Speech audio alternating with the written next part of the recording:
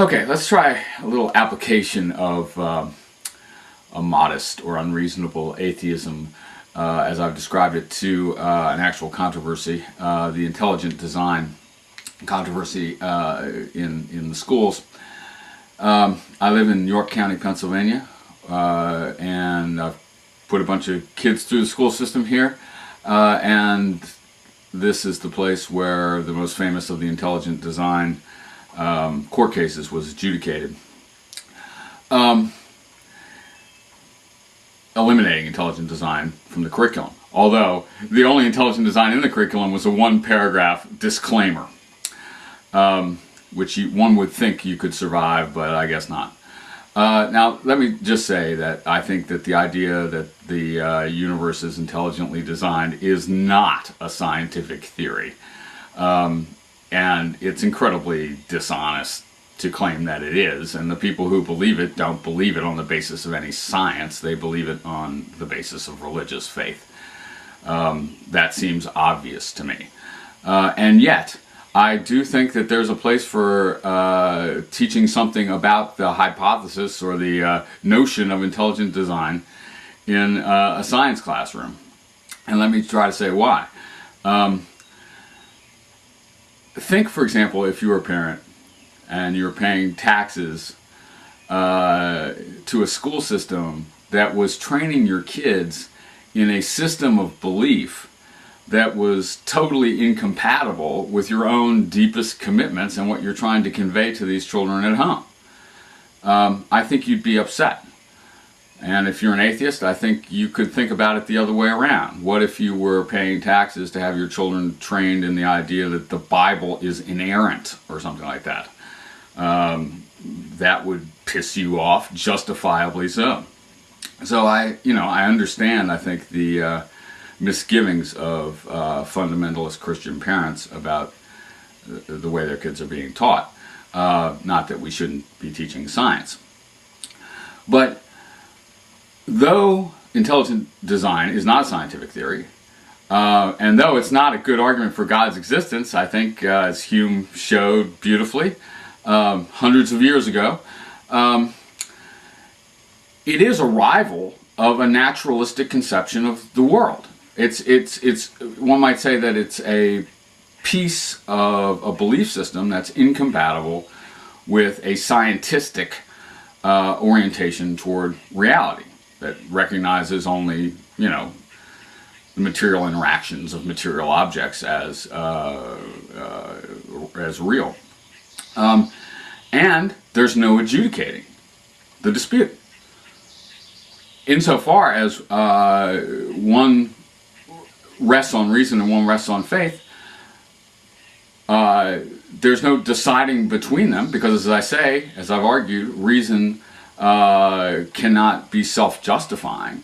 And if someone says, yeah, that argument seems compelling, or yeah, the science looks good, but I don't believe it because I don't want to believe it, I'm emotionally committed to a different belief system, there's nothing that reason can do with that. And the hypotheses that the universe is intelligently designed and that it's a naturalistic system are genuine rivals. They cannot both be true. Okay,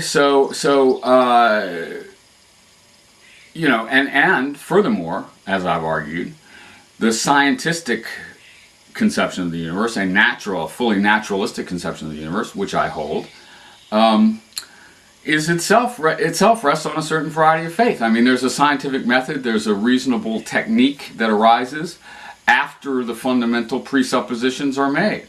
But the fundamental presuppositions are indefensible and not held for any for any reasons, but they're a kind of emotional commitment to a certain kind of universe. So I think that the fact that many people, in fact most people, disagree with this naturalistic conception is perfectly appropriate to say in a science class. I mean, you don't have to teach it in some kind of elaborate way, but you probably should register that there is this rival. And I think when you think about what it is legitimate to teach in a science class, first of all, I don't think you should have any kind of hyper narrow vision of this. Like, you shouldn't say that we can't teach it because it's not strictly science. So we can only mention science in the classroom. I mean, a classroom is an actual human transaction, not some kind of, well, it's not a government, supervised sentence by sentence censorship regime. And I think that any sort of decent science textbook would put science in some kind of context and talk about the historical emergence of science in some ways. I mean, there's nothing wrong with having in your scientific textbook like a little box that discusses Galileo's dispute with the Catholic Church. Right? Now, is that a scientific result? No, it's a historical context, and it's a historical context that raises the contest between reason and faith. And I think that science always has a social context. One of those social contexts may be that you're teaching in a Christian community where people just don't believe this kind of thing. And why? I don't. To me, science has to be enriched by its context. Has to be placed in its context. And the picture of science as this pure inquiry that proceeds without any social constraints and without any rivals, that's dogmatism, that's not even in keeping with the self-image of science. So what I'd say is like, okay, here, we're going to talk about the theory of evolution. Let me tell you, a lot of people don't believe in the theory of evolution, and they don't believe it because they believe in a creator God that maybe created the universe 4,000 years ago. If you believe that, more power to you. Let's discuss the scientific results insofar as we can. To find that offensive to me is just to live in a sad and self-deluded world of scientism. All right, we're finally done with this interminable series of talks on atheism.